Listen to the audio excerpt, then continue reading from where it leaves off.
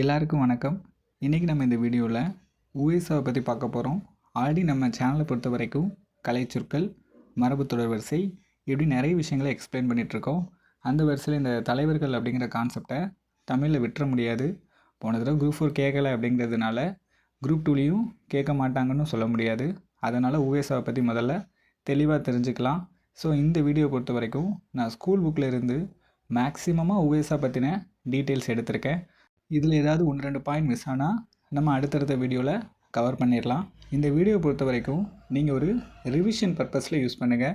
Okay, இப்போ first உவேசாவோட இயற்பெயர் என்ன அப்படின்னு கேட்கலாம். ஸோ அவரோட இயற்பெயர் வேங்கட ரத்தினம். அவங்க பேரண்ட்ஸ் வேங்கட சுப்பு, சரஸ்வதி அம்மையார்.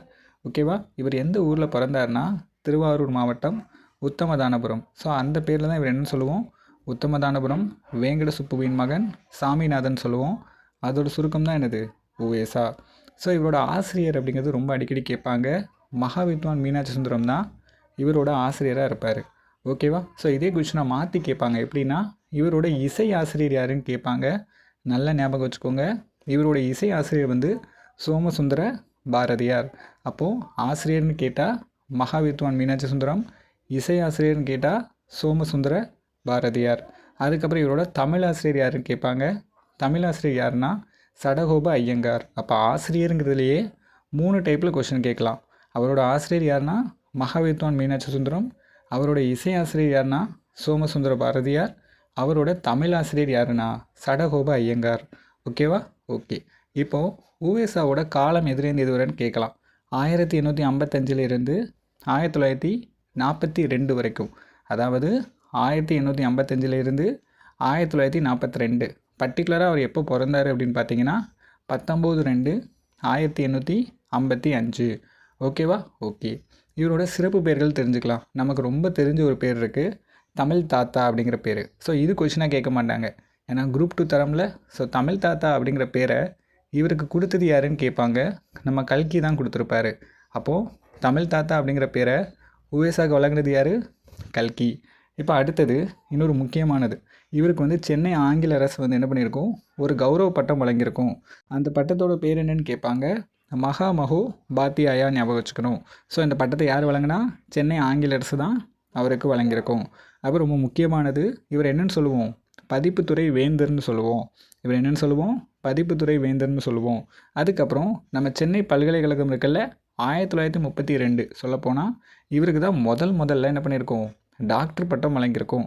அப்போ 1932 சென்னை பல்கலைக்கழகம் இவருக்கு டாக்டர் பட்டம் வழங்கியிருக்கும். சரி, இப்போ இவரோட படைப்புகள்லாம் பார்க்கலாம். என்னென்ன மாதிரியான படைப்புகள்லாம் இவரோடது அப்படின்னு பார்க்கலாம். ஸோ மீனாட்சி சுந்தரம் பிள்ளை சரித்திரம் அப்படிங்கிற ஒரு படைப்பை ஏற்படுத்தியிருப்பார். இந்த நூலை பொறுத்த வரைக்கும் நம்ம கெஸ் பண்ணிடலாம், ஏன்னா இவரோட ஆசிரியரோட பேர் என்ன, மீனாட்சி சுந்தரனார்னு பார்த்தோமா. ஸோ அவர் பேர்லேயே அவரோட சரித்திரத்தை எழுதியிருப்பார். ஸோ அதை கெஸ் பண்ணிடலாம். அடுத்து என் சரிதம் அப்படின்னு ஒரு நூல் எழுதியிருப்பார். என் சரிதம் அப்படிங்கிறது இவரோட வாழ்க்கை வரலாறு நூல். ஓகேவா? ஸோ இவரோட பயோகிராஃபி நல்லா ஞாபகம் வச்சுக்கோங்க. என் சரிதம் அப்படிங்கிறது இவரோட பயோகிராஃபி. அதுக்கப்புறம் மணிமேகலை சிலப்பதிகாரம் ரெண்டுத்துக்கும் ஜோடியாக கதை சுருக்கம் எழுதியிருப்பார். அப்போ மணிமேகலை கதை சுருக்கம் யார் அப்படின்னாலும் உவேசா தான், சிலப்பதிகார கதை சுருக்கம் யார் அப்படின்னாலும் உவேசா தான். இது ரெண்டையும் அப்படி ஜோடியாக ஞாபகம் வச்சுக்கோங்க. இதுக்கடுத்து இன்னொரு கதை சுருக்கம் இருக்குது, உதயணன் கதை சுருக்கம். அப்போ இவர் எழுதின கதை சுருக்கம் என்னது, மணிமேகலை, சிலப்பதிகாரம், உதயணன். ஓகேவா? ஓகே. அடுத்து அந்த காலத்துலலாம் எல்லாருமே அதிகமாக திருக்குறளுக்கு முக்கியத்துவம் கொடுத்துருப்பாங்க. ஸோ இவரும் திருக்குறளுக்கு முக்கியத்துவம் கொடுத்துருப்பாரு. அந்த நூல் என்னென்னா திருக்குறளும் திருவள்ளுவரும் அப்படிங்கிற நூல் எழுதியிருப்பார். நல்லா ஞாபகம் வச்சுக்கோங்க, திருக்குறளும் திருவள்ளுவரும் அப்படிங்கிற நூல் எழுதியிருப்பார். இவர் புத்த மதத்தின் மேலே அதிக நாட்டம் கொண்டவர். அதனால் புத்த சரித்திரம் அப்படிங்கிற நூலை எழுதியிருப்பார். அதுக்கப்புறம் இவரோட க்ளோஸ் ஃப்ரெண்டு ஒருத்தர் இருப்பார். அவர் பேர் என்னென்னா தியாகராஜ செட்டியார். அவரோட வாழ்க்கை வரலாறை மென்ஷன் பண்ணி தியாகராஜ செட்டியார் சரித்திரம் அப்படிங்கிற நூலையும் எழுதியிருப்பார். அப்போ இவர் மொத்தமாக எழுதின நூல் என்னென்ன அப்படின்னு பார்த்தீங்கன்னா அப்படியே ஜோடியாகவே ஞாபகம் வச்சுக்கலாம். அவரோட ஃப்ரெண்டு பேர் மீனாட்சி சுந்தரம், அதனால் மீனாட்சி சுந்தர சரித்திரம். இவருக்கு எழுதிக்கிட்டது என் சரித்திரம் அப்படிங்கிற நூல். அதுக்கப்புறம் மணிமேகலை, சிலப்பதிகாரம் ரெண்டுத்துக்கும் கதை சுருக்கம் எழுதியிருப்பார். இதை தவிர்த்து இன்னொன்று எக்ஸ்ட்ராவாக இருக்குது, அது பேர் உதயணன் கதை சுருக்கம். ஓகேவா? அப்போ திருக்குறளுக்காக இவர் எழுதினது திருக்குறளும் திருவள்ளுவரும் அப்படிங்கிற நூல் எழுதியிருப்பார். நல்லா ஞாபகம் வச்சுக்கோங்க. இவருக்கு புத்தர் மேலே இன்ட்ரெஸ்ட் அதிகம். அதனால் புத்தரோட சரித்திரம் எழுதியிருப்பார். அதே போல் தியாகராஜ செட்டியார்னு இவருக்கு ஒரு க்ளோஸ் ஃப்ரெண்ட் இருந்தார். அவரோட நினைவாக தியாகராஜ செட்டியார் சரித்திரம் அப்படிங்கிற நூலையும் எழுதியிருக்காரு. இவரோட நூல்கள்லாம் ஒருபடியாக பார்த்துட்டோம். அடுத்து இவர் பதிப்பித்த நூல்கள் என்னென்னு கேட்பாங்க. இப்போ இந்த பாக்ஸை பாருங்கள். ஃபஸ்ட்டு 8 தொகை இருக்குது. 8 தொகை, அதில் 8 நூல் இருக்குமா, அந்த 8 நூலையுமே பதிப்பிச்சிருப்பார். 8 8 அப்படின்னு ஞாபகம் வச்சுக்கோங்க. அப்படியே கேட்பாங்க, இவரோட பதிப்பித்த நூல்களை கொடுத்து பொறுத்துக்கன்னு கேட்பாங்க. சரிங்களா? அதனால் நான் சொல்கிற ஷார்ட்கட்லாம் 1 by 1 நல்லா ஞாபகம் வச்சுக்கோங்க. ரெண்டாவது 10 பாட்டு, அதில் 10 நூல் இருக்குமா, 10 நூலையுமே பதிப்பிச்சிருப்பார். அதனால் 10 10 அப்படின்னு ஞாபகம் வச்சுக்கலாம். அடுத்து 3வது பாருங்கள், சீவக சிந்தாமணி. அது ஒரே ஒரு நூல் தானே, சீவக சிந்தாமணிங்கிறது ஒரு நூல். அப்போது அதில் 1 அப்படின்னு ஞாபகம் வச்சுக்கணும். அதே மாதிரி சிலப்பதிகாரம் 1 தான், அதையும் 1 ஞாபகம் வச்சுக்கோங்க. மணிமேகலை 1 தான், அதையும் 1 ஞாபகம் வச்சுக்கோங்க. இதுலேயும் தான் கொஞ்சம் கஷ்டமாக இருக்கும். அடுத்து பாருங்கள், புராணம் கொடுத்துருக்காங்களா. ஸோ புராணம், அதில் வந்து பூவை மட்டும் எடுத்துக்கிறேன். பூ எப்போ கொடுப்பேன், 12th படிக்கும்போது கொடுப்பேன். அப்போ 12th படிக்கும்போது பூ கொடுப்பேன்னு ஞாபகம் வச்சுக்கோங்க. புராணம் அப்படிங்கிறது 12. இப்போ அதுக்கப்புறம் பாருங்கள், உலா. இப்போ நம்ம பஸ் ஸ்டாண்ட்லலாம் அதிகமாக பார்ப்போம். பஸ் ஸ்டாண்ட்லலாம் யார் அங்கேயும் அதிகமாக உலா வந்துகிட்டே இருப்பாங்க, திருநங்கைகள் தானே உலா வந்துகிட்டே இருப்பாங்க.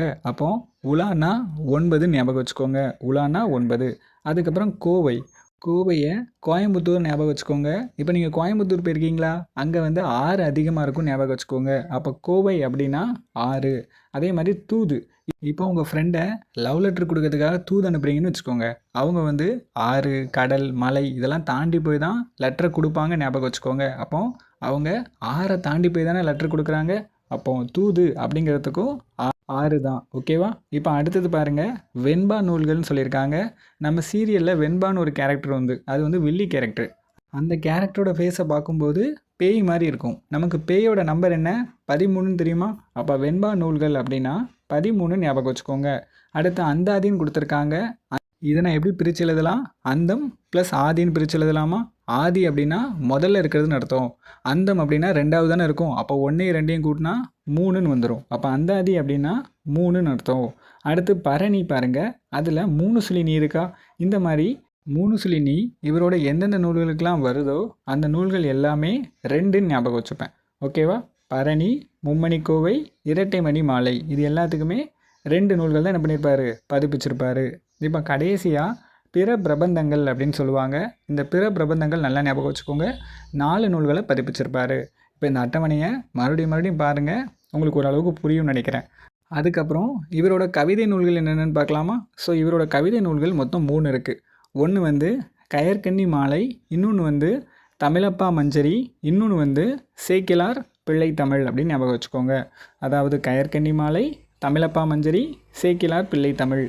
அடுத்து இவரோட பட்டங்கள் பார்க்கலாம். இவரோட பட்டங்களை பொறுத்த வரைக்கும் திராவிட வித்யா பூஷன் அப்படின்னு சொல்லி ஒரு பட்டம் இவருக்கு கொடுத்துருப்பாங்க. ரொம்ப சிம்பிள். பூ வந்து யாருக்கு வைப்போம், சாமிக்கு தான் வைப்போம் ஞாபகம் வச்சுப்பேன். அப்போ திராவிட வித்யா பூஷன், பூஷன் பூ வந்து யாருக்கு வைப்போம், சாமிக்கு தான் வைப்போம். சாமினா சாமிநாதன் எடுத்துடணும்.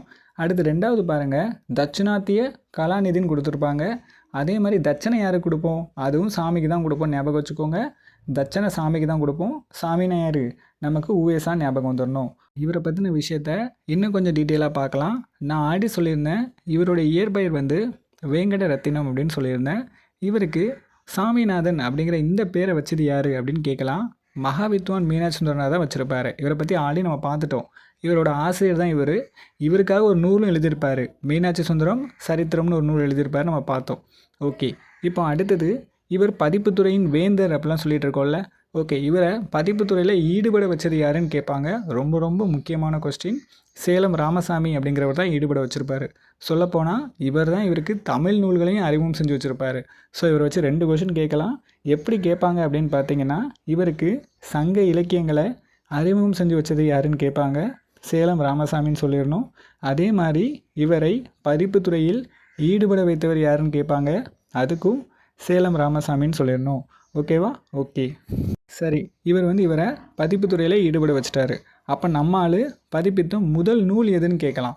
கேட்டால் நம்ம என்ன சொல்லணும்னா வேணுலிங்க விலாசம்னு சொல்லணும். அப்போது ஊவேசா பதிப்பித்த முதல் நூல் எது, வேணுலிங்க விலாச சிறப்பு.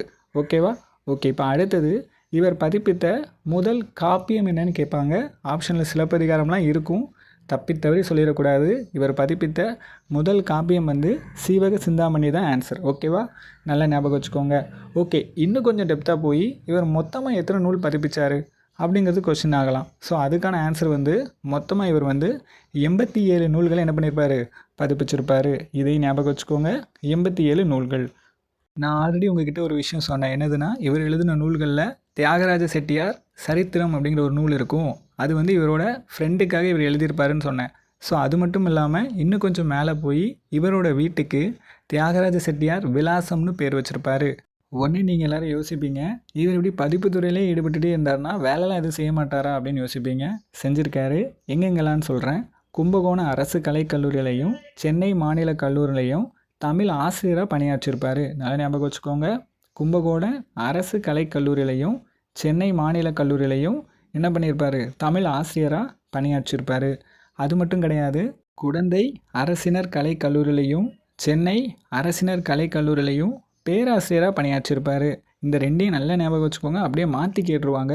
கும்பகோணம் அரசு கலைக்கல்லூரியிலையும் சென்னை மாநில கல்லூரியிலையும் தமிழ் டீச்சர், இதில் பேராசிரியர். ஓகேவா? ஓகே. இவர் வந்து தமிழுக்காகவும் தமிழர்களுக்காகவும் நிறைய நூல்களை பதிப்பிச்சிருக்காரு. ஓகே, இவருக்காக நம்ம கவர்மெண்ட் என்னெல்லாம் பண்ணியிருக்கு அப்படிங்கிறத பார்க்கலாமா? ஸோ ஃபஸ்ட்டு டாக்டர் பட்டம் இவருக்கு தான் வழங்கினாங்க 1932. ஓகேவா? சென்னை பல்கலைக்கழகம் இவருக்கு டாக்டர் பட்டம் வழங்குறாங்க. அதுக்கப்புறமா 1942 USR நூல் நிலையம் சென்னை பெசன்ட் நகரில் தொடங்குறாங்க. எந்த வருஷம்? 1942 USR நூல் நிலையம் சென்னை பெசன்ட் நகர். அதுக்கு ரொம்ப முக்கியமான ஒரு விஷயம் இருக்குது. மகா மகோபாத்தியாயோ, இதை ஆல்ரெடி நான் சொல்லியிருந்தேன். பிரிட்டிஷ் கவர்மெண்ட் இந்த விருதை வந்து அவருக்கு வழங்கியிருப்பாங்க. இந்த லைன் நல்லா ஞாபகம் வச்சுக்கோங்க. இதை வந்து ட்விஸ்ட் அடிச்சிருவாங்க. இந்திய கவர்மெண்ட் கொடுத்துருவாங்க. இது வந்து பிரிட்டிஷ் கவர்மெண்ட் கொடுத்த விருது. ஓகேவா? ஓகே. அப்போ இவரோட பணியை பாராட்டி சென்னை மாநில கல்லூரி ஆல்ரெடி பார்த்தோம்ல, இவர் தமிழ் டீச்சராக இருந்திருப்பார். ஸோ அந்த கல்லூரியில் இவருக்கு ஒரு சிலை ஒன்று நிறுவியிருப்பாங்க. அது மட்டும் இல்லாமல் மதுரையில் தல்லாக்குளம் அப்படிங்கிற இடத்துல அருள்மிகு பெருமாள் கோயிலுக்கு முன்னாடி இவருக்கு ஒரு சிலை இருக்குது. அப்போ 2 இடத்துல இவருக்கு சிலை இருக்குது. எங்கே? சென்னை மாநில கல்லூரியில் இவருக்கு ஒரு சிலை வச்சுருக்காங்க. மதுரை தல்லாக்குளத்தில் அருள்மிகு பெருமாள் கோயிலுக்கு முன்னாடி இவருக்கு ஒரு சிலை இருக்குது. ஓகேவா? ஓகே. அப்போ உவேசாவோட நினைவு இல்லம் தொடங்கியிருப்பாங்க. இது கண்டிப்பாக கேட்பாங்க. உவேசாவோட நினைவு இல்லம் எங்கே இருக்குதுன்னு கேட்பாங்க. உத்தமதானபுரத்தில் இருக்குது. இப்போ நான் சொன்னது எல்லாமே தமிழ்நாடு கவர்மெண்ட் இவருக்காக பண்ணது. ஓகே, சென்ட்ரல் கவர்மெண்ட் இவருக்காக என்ன பண்ணியிருக்கு அப்படிங்கிறத பார்க்கலாம். 2006 இவருக்காக அஞ்சல் தலை வெளியிட்டு சிறப்பிச்சிருக்காங்க. நல்லா ஞாபகம் வச்சுக்கோங்க. 2006 இவருக்காக அஞ்சல் தலை வெளியிட்டு சிறப்பிச்சிருக்காங்க. என்னால் முடிஞ்ச அளவுக்கு இந்த வீடியோவில் நான் கவர் பண்ணிட்டேன். ஸோ நான் ஏதாவது பாயிண்ட்ஸை விட்டுருந்தா அதை கமெண்ட் பாக்ஸில் மென்ஷன் பண்ணுங்கள். ஸோ நெக்ஸ்ட் வீடியோவில் என்ன பண்ணிடலாம், அதையும் சேர்த்தே கவர் பண்ணிடலாம். இன்னும் அடுத்தடுத்த வீடியோக்களில் இந்த மாதிரி நிறைய தலைவர்களை பற்றி தெரிஞ்சுக்கலாம்.